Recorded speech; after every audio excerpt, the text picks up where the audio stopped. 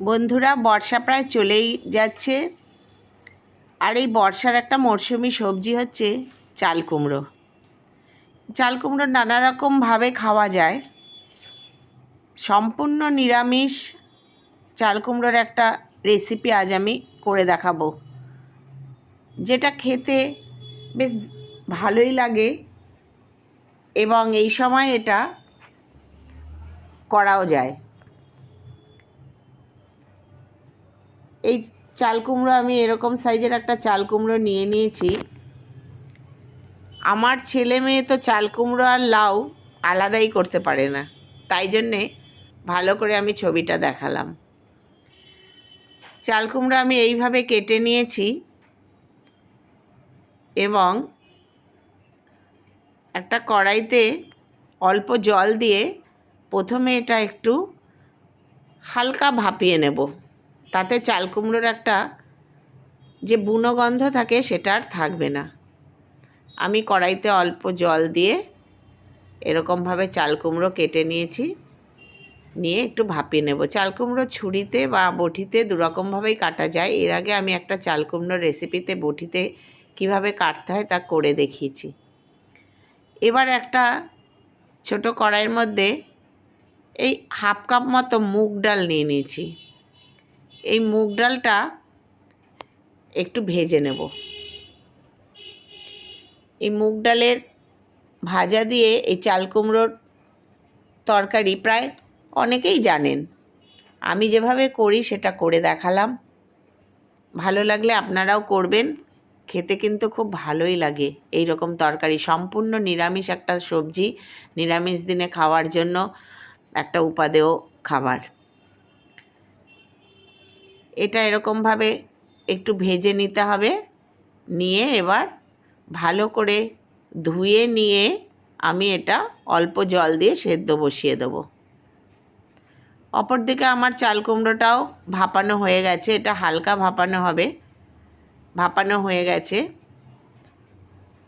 এটাকে আমি এবার নামিয়ে নেব।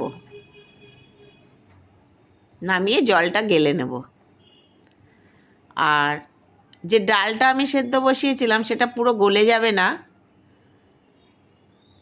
এই রকমভাবে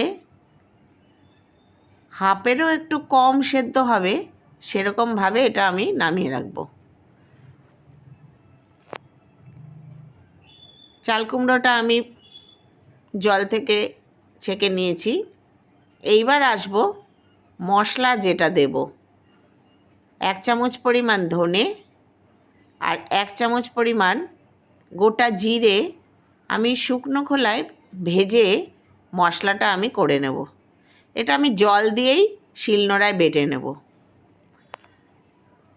এই ভাজা মশলার গন্ধে এবং ভাজা মুগ ডালে এই চাল কুমড়ো দারুণ খেতে হয়। আমি মশলাটা ভাজা হয়ে গেছে, নামিয়ে নিলাম। এবার আমি কড়াইতে দিয়ে দিয়েছি ভেজিটেবল অয়েল এবং তাতে একটা শুকনো লঙ্কা, একটু তেজপাতা আর জিরে আমি ফোড়ন দেব। এই ফোড়নটা তেলে ভালো করে একটু ভেজে নিতে হবে। ফোড়নের গন্ধ উঠলে তাতে দিয়ে দেব সেই ভাপিয়ে নেওয়া চাল কুমড়োগুলো। এই সময় গ্যাসটা আর কমাবো না, গ্যাসটা একটু বাড়িয়ে রেখেই এই সময় করতে হবে, যেহেতু আমি চাল কুমড়ো ভাপিয়ে নিয়েছি আর গ্যাস কমিয়ে কমিয়ে করার দরকার হবে না। চাল কুমড়ো দেওয়ার পরে নেড়ে চেড়ে এতে দিয়ে দেব আন্দাজ মতো নুন এবং কিছুটা হলুদ, কয়েকটি চেরা কাঁচা লঙ্কা। এই কাঁচা লঙ্কাতেই আমার এই রান্নাটি হবে। এখানে কোনো শুকনো লঙ্কা আমি ব্যবহার করব না, শুকনো লঙ্কার গুঁড়ো। ভালো করে এবার গ্যাসটা মাঝারি আঁচে রেখে চাল কুমড়োটাকে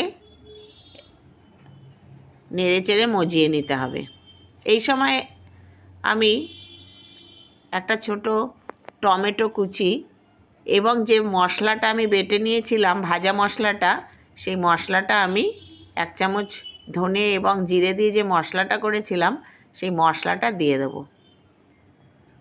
এবার এই মশলার সাথে আর বাকি যে উপকরণ দিয়েছি সব একসাথে করে ঘেটে ঘেটে এটা রান্না করতে হবে। আর ডালটা আমার হাফেরও একটু কম সেদ্ধ করা আছে। এবার এই ডালটা ওই অল্প জল সমেত সেটা দিয়ে দেব। এবার এই জলটা যতক্ষণে মজবে ততক্ষণে ডালটা আর একটু সেদ্ধ হয়ে যাবে, কিন্তু গলে দেখা যাবে না, এরকম হবে না। ডালটা এই সবজির মধ্যে থাকবে এবং দেখাও যাবে, সেদ্ধও হয়ে যাবে। এবং দিয়ে দিলাম হাফ চামচ মতো চিনি। নিরামিষ তরকারিতে মিষ্টি না দিলে খেতে ঠিক সুস্বাদু হয় না। আর এসব লাউ চাল কুমড়োর তরকারিতে সামান্য পরিমাণ একটু আটা বা ময়দা নামানোর আগে ছড়িয়ে দিয়ে নামালে বাইন্ডিংটা সুন্দর হয় এবং খেতেও ভালো হয়। মোটামুটি হয়ে গেল আমার খুব ভালো একটা সম্পূর্ণ নিরামিষ এই সময়ের উপযোগী একটি রান্না। আপনারাও করে দেখবেন, ভালোই লাগবে।